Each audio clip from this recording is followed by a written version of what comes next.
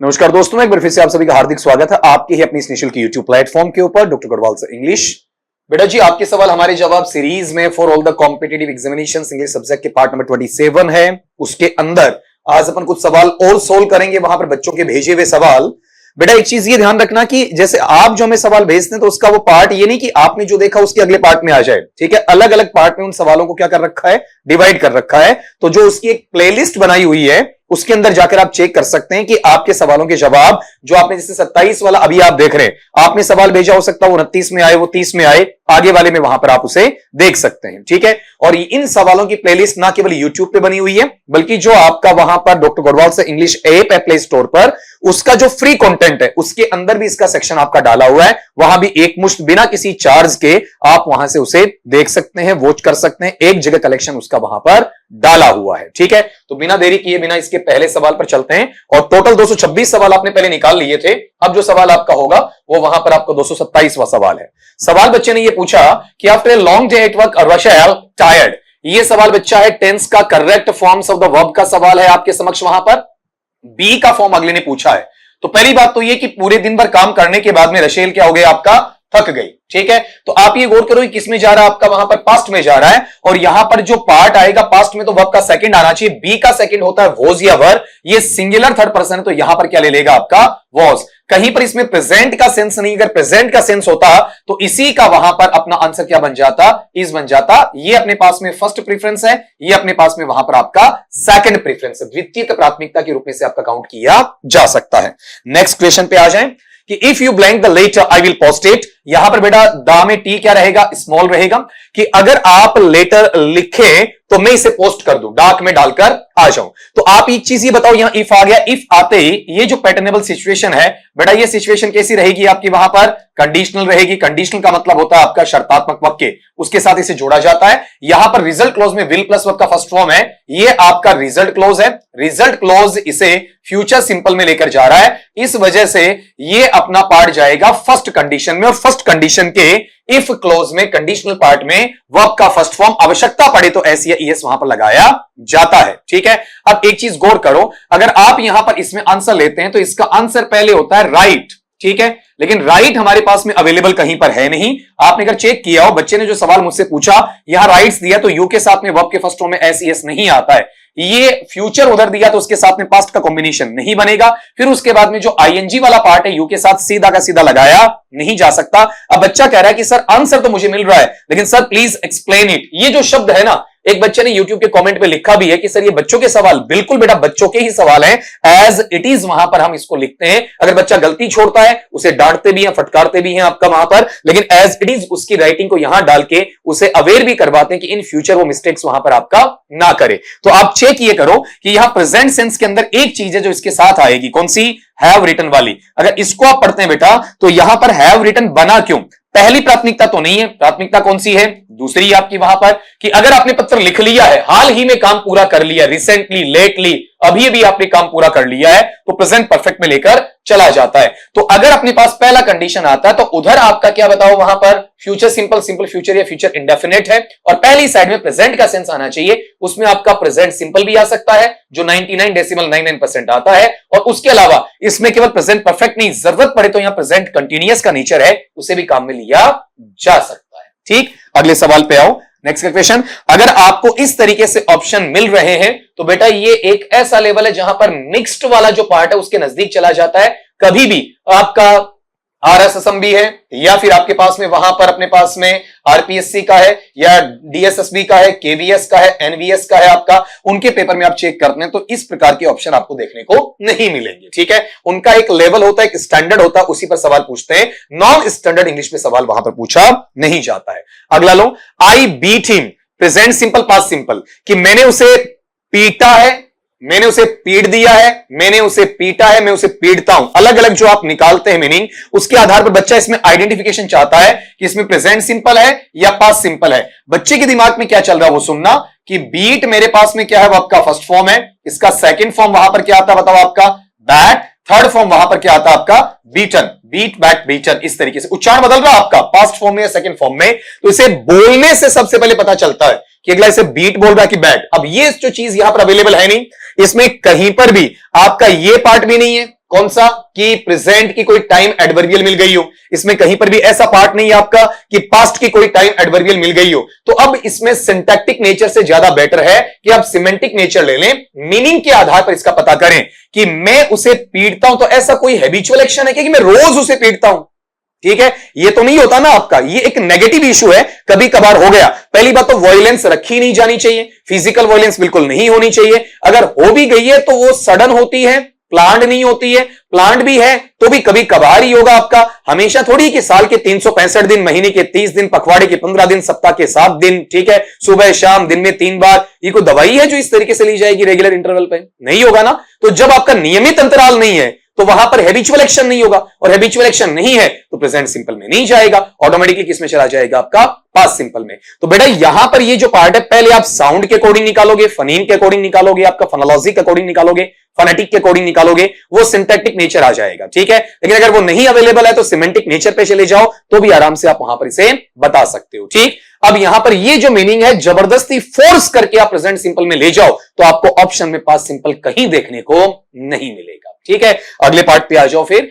Subjunctive mood और conditional mood are the same in modern English. अब check ये करो, वहां पर अपने पास में बच्चे ने ये जो सवाल बनाया, देखो यहां क्वेश्चन मार्क लगा रखा भाई ने, बहन ने, जो भी है।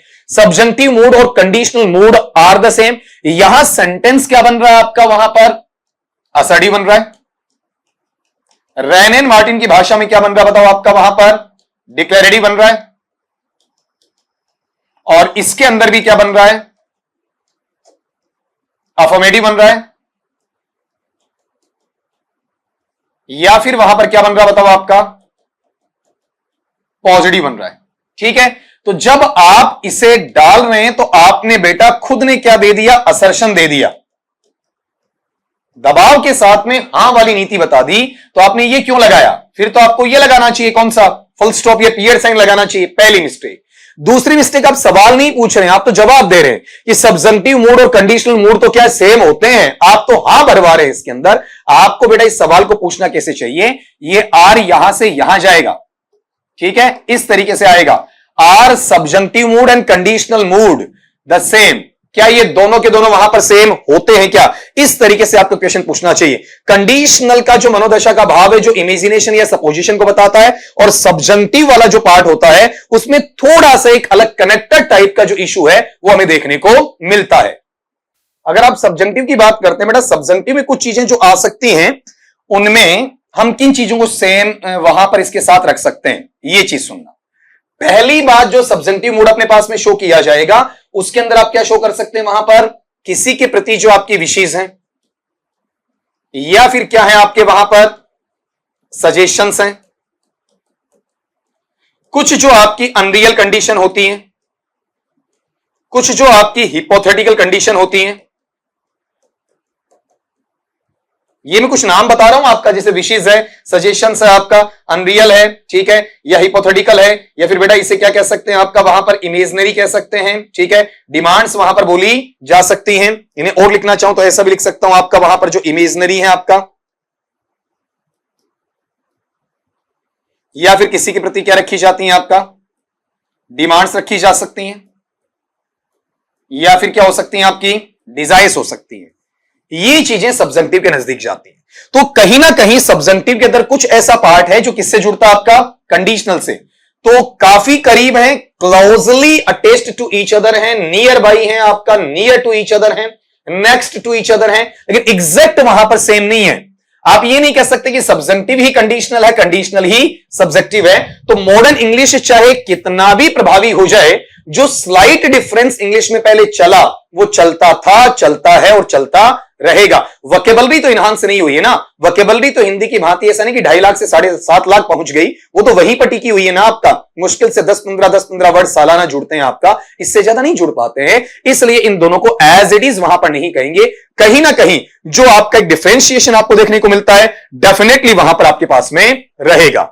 अगला पार्ट लो, वहां पर बैरी द हैशिट। ठीक है, ये जो पार्ट अपने पास में है, देखो इसका उच्चारण सुन लेना, बरी नहीं होता है आपका। क्या बताओ, देखें आपका बेरी है आपका, ठीक है, और उसके बाद में यहां पर वर्ड है अपने पास में HATCH और साथ में ET। तो इसका उच्चारण भी करें तो ऐसे हैशे, ऐसे नहीं, हैचिट, हैचिट। इस तरीके से वहां पर आप बताएंगे। तो आप ये चीज गौर करना कि अपने पास में वहां पर क्या होता है कि एक ऐसा पार्ट, एक ऐसा बीइंग, एक ऐसा प्राणी, एक ऐसा जीव जो वहां पर क्या करता है, हद से ज्यादा आपकी आवाज करता है, शोरगुल करता है, माहौल में आपका गर्मा गर्मी लेकर आता है, या फिर ये कहें कि आपका नॉइज है, कमोशन है, शोरगुल है, उसको वहां पर इजाद कर देता है। एक तरीके से इजाद क्या वहां पर आपके सामने प्रेजेंट कर देता है। ठीक है, अब वो जो चीज है जो थी नहीं वातावरण में, जो माहौल में थी नहीं, उस जगह थी नहीं, उसको उसने क्या कर दिया, सबके सामने रख दिया। तो उसे शांत करने का मतलब है उस पर कपड़ा डालना, उसे दफन कर देना आपका। तो यहां पर बैरी द हैचिट है, इट मींस जो आवाज आपकी आ रही थी उस आवाज को आपने काम डाउन कर दिया है, शांत वहां पर आपका कर दिया है। तो कुल मिला के जो झगड़ा चल रहा होता है, जो जोरदार आवाजें आ रही होती हैं आपकी, जो वहां पर किसी रूप से वॉर का या फाइट का या बैटल का, युद्ध का या लड़ाई का या झगड़े का या डिस्प्यूट, विवाद का कारण वहां पर बन जाता है, उसको खत्म करना। तो अपन ये कहेंगे आपका टू मेक पीस, शांतिमयी माहौल बनाना आपका।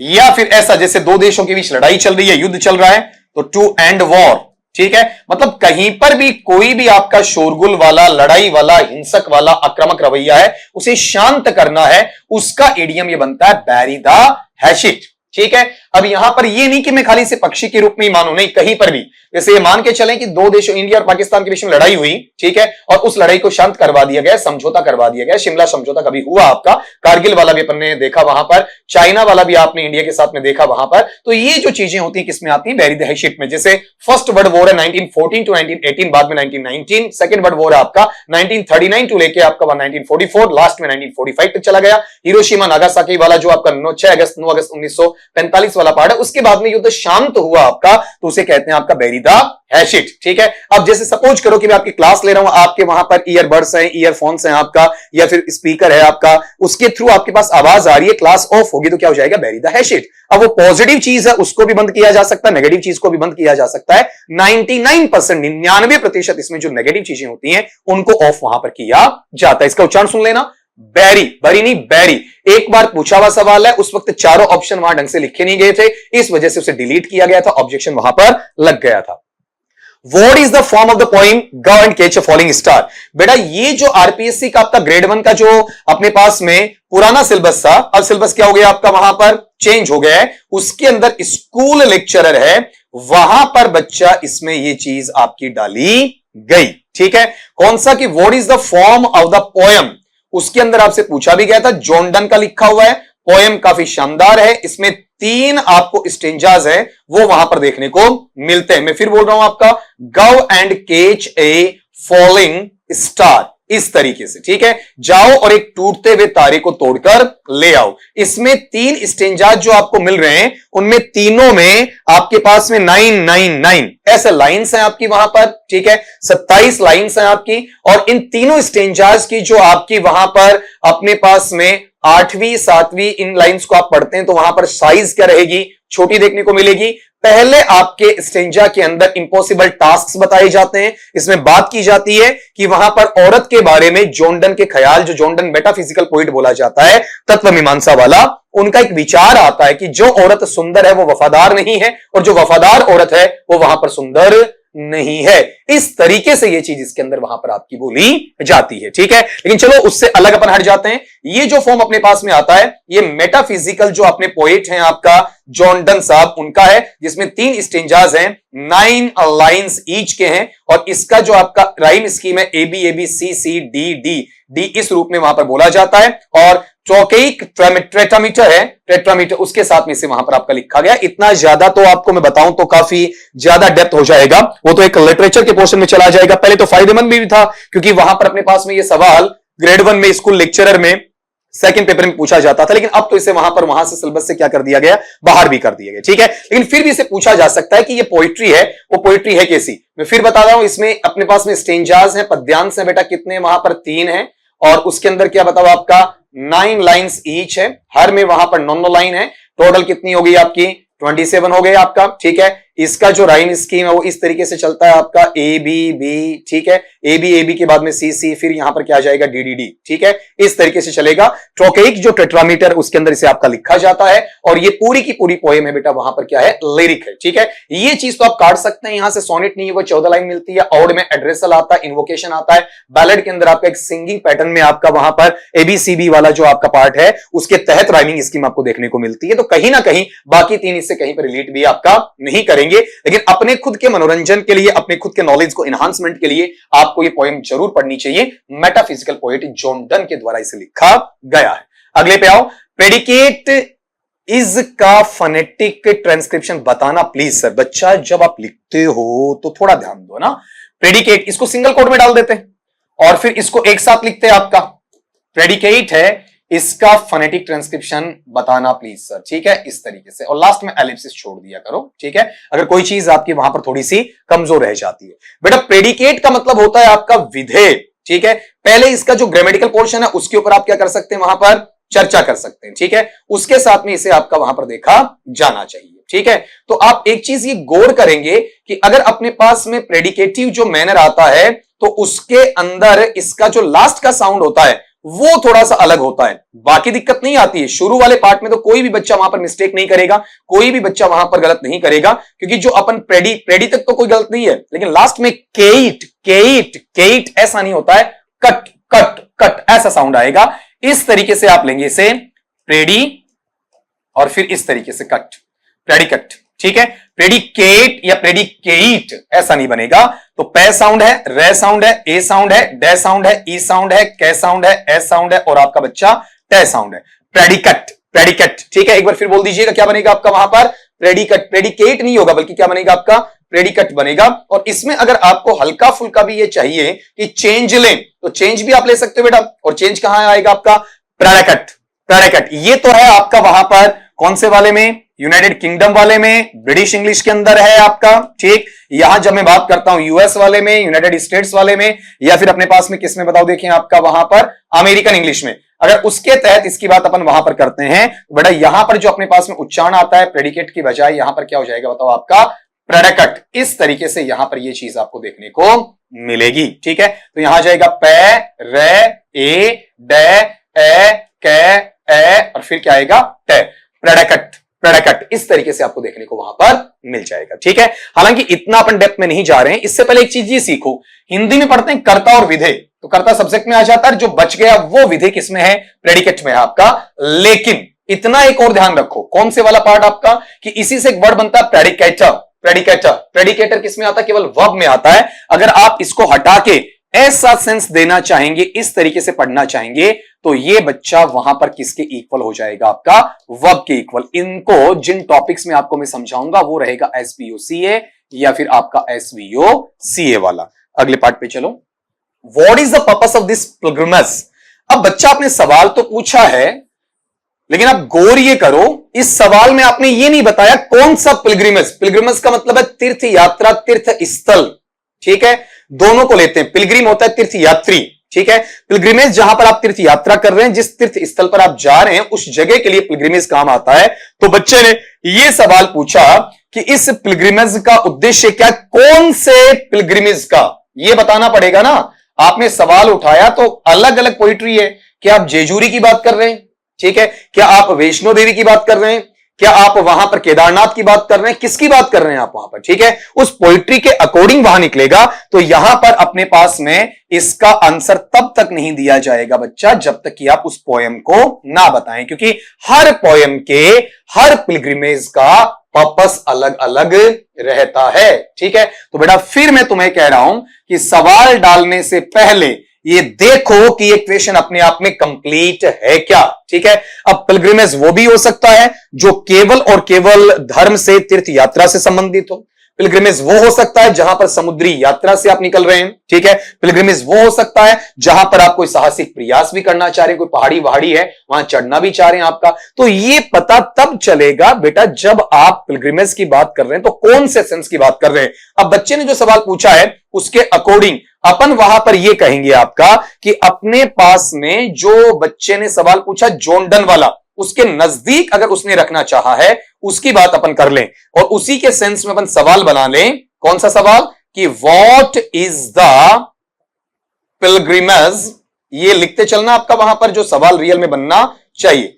What is the pilgrimage of go and catch a falling star, go and catch a falling star by John Donne, by John Donne, ये लिखते चलना। यहां वाले पार्ट में ये गौर करना कि ये जो अपने पास में पिलग्रिमेज है, वो पिलग्रिमेज बेटा वहां पर क्या है, सिर्फ और सिर्फ एक यात्रा के लिए बताया हुआ है। ठीक है, इसमें तो आपने वो चीज दी नहीं वहां पर आपका, तो सिंपली ये अगर इस सेंस में मैं लूं, ये लिरिक में आपको बता चुका हूं, go and catch a falling star, अगर इसके तहत देखता हूं तो मेरे पास में पिलग्रिमेज है, वो बच्चा एक जर्नी का काम करेगा, ट्रेवल का काम करेगा। ये कोई रिलीजियस पिलग्रिमेज वहां पर देखने को नहीं मिलेगा।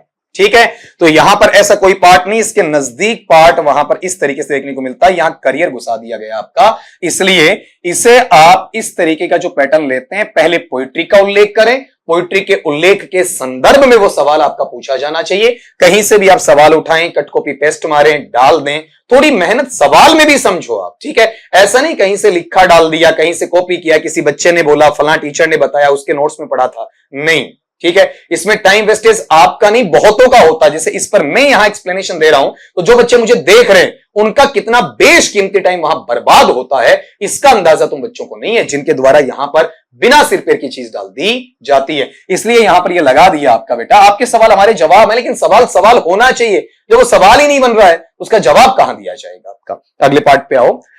William but was made the poet laureate in, ये एक हिस्टोरिकल फैक्ट आपका, और इसी के अकॉर्डिंग वहां सवाल जब बनता है तो यूजीसी नेट वगैरह जब आप पढ़ते हो और या उसकी एग्जामिनेशन देते हो, तब आपके लिए काफी ज्यादा काम में आने वाला रहता है। देखो सवाल इसमें एक बार चेक करना, सवाल अपने पास में क्या है आपका कि विलियम बट है, ठीक है, ये नाम बटलर की बात यहां पर अभी लिखी नहीं गई है आपका, वॉज, और फिर यहां लिखा गया मैड द पोइट ल्योरेट।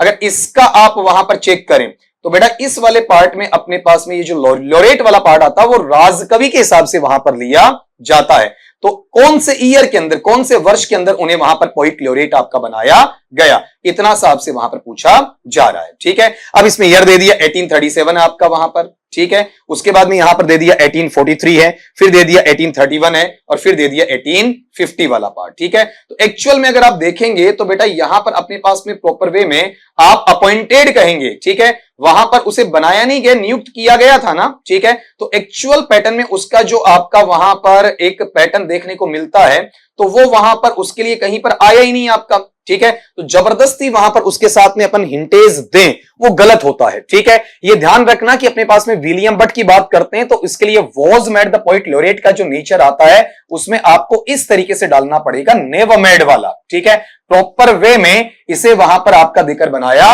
नहीं गया, या प्रॉपर वे में इसके साथ में अटैचमेंट आपका वहां पर दिया नहीं गया था। ठीक है, अब इसके लिए आप एक लाइन लिख सकते हैं, और लाइन बेटा यहां पर यह लिखे आपका अपने पास, विलियम बट, जो मैं बोल रहा हूं उसे नोट कर लेना आपका, William but as far as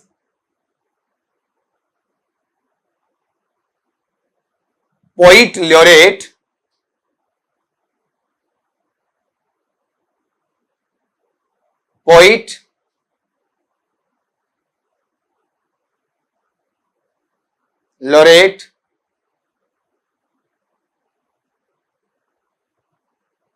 comma not stands for particular name, not stands for particular name, the real name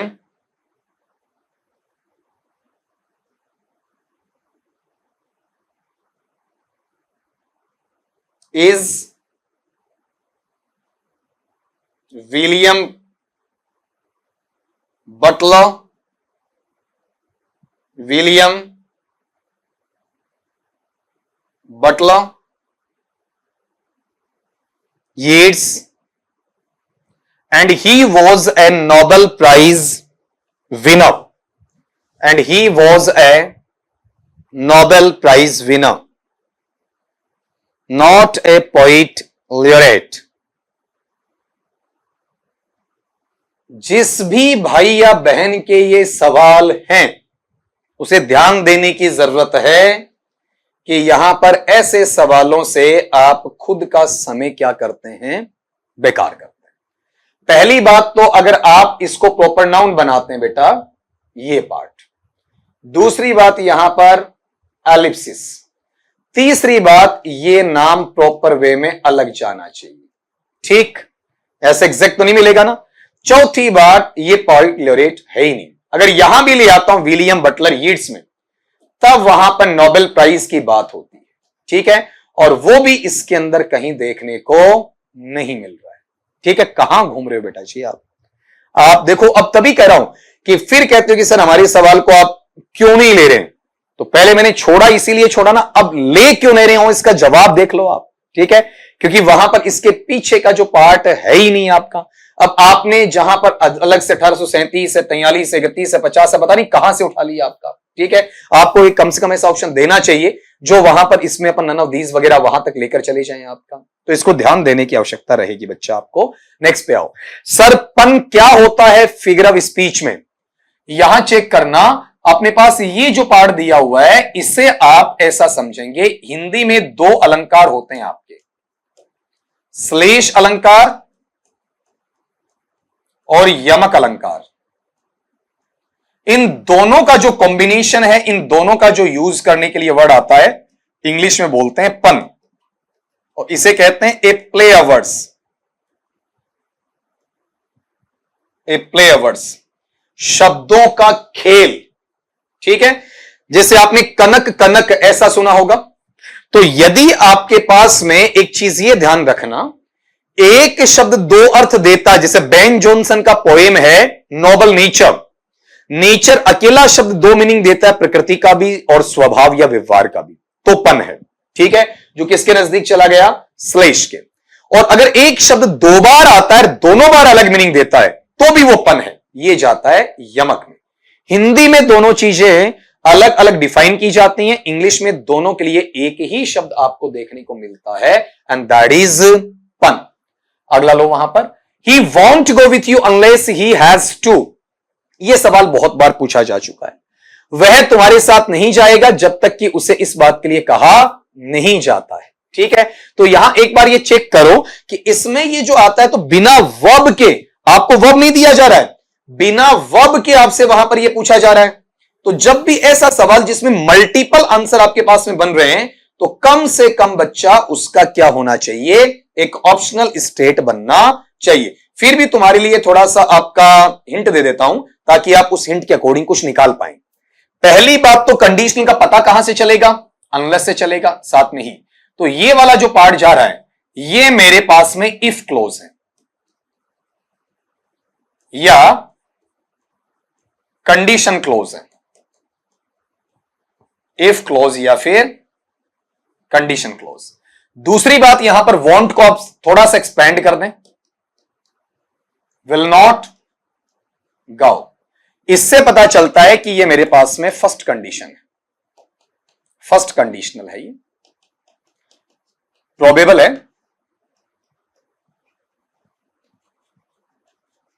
real है, ये नाम दिए जाते हैं। तो उसका जो रिजल्ट क्लोज आता है, उसमें मुझे वहां पर विल या शेल या केन या मे प्लस वर्ब का फर्स्ट फॉर्म मिलता है। तो विल या शेल या केन या मे में से मुझे यहां विल मिल गया, वर्ब का फर्स्ट फॉर्म गो मिल गया। तो उधर जो आपका इफ क्लोज उल्टा कर दिया ना, आपका इफ क्लोज वाले पार्ट में लेंगे तो वहां क्या मिलना चाहिए बताओ। देखिए आपका वर्ब का फर्स्ट फॉर्म, अगर आवश्यकता पड़ती है तो एस या ईएस लग जाएगा, ठीक। और तत्पश्चात वहां पर उसके बाद में अगर नेगेटिव मुझे डालना पड़े तो नेगेटिव के अंदर में क्या लगा दूंगा, वहां पर बताओ। देखिए आपका डू या does plus not plus verb का फर्स्ट फॉर्म, ठीक है। ये पैटर्न आपको वहां पर देखने को मिलना चाहिए। क्लैरिटी है। अब अगर आप यहां पर देखते हैं तो इसके अंदर बेटा जी अपने पास में कहीं पर भी अलग से आवश्यकता है ही नहीं, ठीक है। यहां क्या कहा गया देखो, he won't go with you unless he is told, ठीक है। इस तरीके से तो मैं मान लेता ऑप्शन होता, लेकिन आपने तो आगे ये दे रखा है, क्या दे रखा है बताओ आपका, हैज टू, इस तरीके से ऐसा दे रखा है ये लो। तो ये खुद किसका काम कर रहा है, वर्ब के फर्स्ट फॉर्म प्लस एस या एस का काम कर रहा है। हैज जो बना किससे बना, हैव से बना है, हैव, हैड, हैविंग, हैज या टू हैव, तो ये खुद एस ईएस वाला फॉर्म है ना। तो आप इस सवाल को यहां से क्रिएट कर रहे हैं, यहां ब्लैंक छोड़ रहे हैं आपका, और इस ही को आप डबल लिख रहे हैं, आपका डबल लिख रहे हैं तो एक क्लोज और बनाना पड़ेगा, एक क्लोज और बनाना पड़ेगा, तो मेरे पास में आपको अलग से एक वर्ब देना पड़ेगा, एक क्रिया शब्द आपको वहां पर देना पड़ेगा। तो बेटा यहां पर शायद ये एक ही बच्चे के सवाल आए हुए, ठीक है। ये जो सवाल हैं आपके, ये 3-4 सवाल, जिसमें 234 में बच्चा है क्या पूछ रहा है, 235 में क्या पूछ रहा है आपका, फिर उसके बाद 236 में सही पूछा है, फिर 237 में देखो क्या पूछ रहा है आपका, ठीक है। अब ये अगर ऐसा पैटर्न आता है तो आपको वहां पर कम से कम इसके पास में ये जो वर्ब पैटर्न ऑप्शन ना हो, वर्ब पैटर्न के अकॉर्डिंग वहां पर बताया जाता, वह तुम्हारे साथ नहीं जाएगा जब तक कि उसे कहा नहीं जाए। तो अनलेस ही इज टोल्ड, ठीक है। अब यहां पर ही हैज टू, इसका कोई लॉजिक वहां नहीं बचता, तो अपने अकॉर्डिंग अपन अगर वर्ब छांट लेते हैं तो कैसे निकाले फिर आपका, ठीक है। तो बेटा ये जो सवाल आपने किए मैंने जानबूझकर बढ़ा दिए क्योंकि एक से मिलते जुलते सवाल आपके पास में रहे, ठीक। लेकिन इसमें से आज के इस आपके सवाल हमारे जवाब सीरीज के अंदर जिस भी बच्चे ने, बच्ची ने, लड़का लड़की भाई बहन जो भी हैं उन्होंने भेजे, बेटा अपने सवाल को पहले ढंग से पढ़ो, ठीक है। सवाल का मतलब ये नहीं होता कि आपने एक लाइन लिख दी और लिखकर यूं का यूं आपने फॉरवर्ड कर दिया, यूं का यूं शेयर कर दिया, यूं का यूं आपने मैसेज सेंड कर दिया, ठीक है। ये नहीं होना चाहिए क्योंकि आगे से फिर ऐसे सवालों को लेना मैं सरासर बंद कर दूंगा, ठीक है। रीजन है हमारा भी टाइम वेस्ट होता है, टेक्निकल टीम का भी वेस्ट होता है आपका, बाकी जो बच्चे पढ़ रहे हैं सबसे इंपॉर्टेंटली बात यह है आपका, उनका बहुत ज्यादा टाइम क्या होता है आपका, प्रेशियस टाइम खराब होता है, ठीक है। तो हम यहां पर सेवा इसलिए दे रहे हैं, ये सुविधा इसलिए मुहैया करवा रहे हैं कि आप उसका फायदा उठाएं, ठीक है। ऐसा नहीं है कि बिना सर पैर की चीजें, मैं 3 से 4 बार बोल चुका हूं, इलॉजिकल नहीं होना चाहिए, बिना सर पैर का कुछ होना नहीं चाहिए। आपको खुद को नहीं पता कि आप क्या पूछ रहे हैं, ठीक है। तो अगली बार उनको मैं लूंगा ही नहीं, ठीक है। आप कहेंगे सर आज हटा देते, आज तो ये बोलना जरूरी था ताकि इन फ्यूचर ऐसी मिस्टेक्स बच्चा वहां पर दोहराए नहीं बेटा आपका, ठीक है। सवालों का ये नहीं कि भाई मेरे दिमाग में ये लो, उस किताब से ये ले लिया, उस पन्ने से ये ले लिया, उस एग्जाम से ये ले लिया और फिर आपको उस सवाल का पता ही नहीं हो, ठीक है। सवाल ही नहीं बन रहा वो आपका, ऐसा नहीं होना चाहिए। फिर भी इसके अंदर कुछ ना कुछ आपने डेफिनेटली सीखा है। तो मिलता हूं आपका पार्ट 28 के अंदर। और एक चीज और, अब जो आप सवाल भेजेंगे उसमें मैं लिखना चालू कर दूंगा, ये आपको पार्ट 27 में मिलेगा कि 28 में मिलेगा कि 29 में मिलेगा, ताकि आपको ढूंढने में तकलीफ भी वहां पर ना हो, ठीक है। तो आज के लिए वहां पर इतना ही, मिलता हूं आपका वहां पर नेक्स्ट वाले आपके इस सीरीज के पार्ट में। तब तक के लिए सभी दोस्तों को हमेशा की बात यही कहूंगा बेटा, स्वस्थ रहिए, मस्त रहिए, लेकिन बच्चा वहां पर पढ़ते रहिए।